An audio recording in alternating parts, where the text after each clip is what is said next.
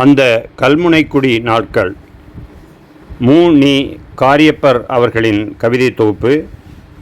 யாதும் புரிதல் புரிதலல்ல, புரியாதது யாதென புரிதலே புரிதல். எட்டி பார்த்துட்டு வாரேன். இந்தாங்கோ, பக்கத்து வீட்டு கதிசாவுக்கு காலையிலிருந்து காய்ச்சலாம். என்னன்னு ஒருக்கா எட்டி பார்த்துட்டு வாரேன். வீட்டை கொஞ்சம் பார்த்துக்கங்க. அப்படியே ரோட்டை கடந்து வாய்தாட மகளையும் எட்டி பார்த்துட்டு வாரேன். அவள் பெரிய பிள்ளையாகினாளாம். பார்க்க கிடைக்கவும் இல்லை. பக்கத்து ரோட்டில் வெள்ளம்மா ராத்தாவோட வீட்டில் நேற்று ராவு கள்ளன் பூந்துட்டானாம். அங்கேயும் எட்டி பார்த்துட்டு என்னன்னு கேட்டுட்டு வாரேன்.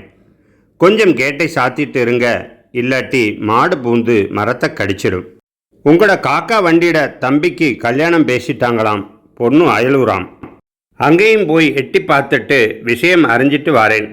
பானையில் சோறு வச்சிருக்கேன், சட்டியில் கறியும் இருக்குது, போட்டு தின்னுங்க. சாப்பிட சுணங்கினால் உங்களுக்கு அல்சர் வந்துடுமே. வார வழியில் ஹனிஃபா காக்காட கடையில் முட்டை வாங்கிட்டு வாரேன். ராவைக்கு பொரிச்சு திங்க. உங்களுக்கு விருப்பம்தானே? எப்படியும் இன்றைக்கு வாப்பாவையும் கொஞ்சம் எட்டி பார்க்கணும்.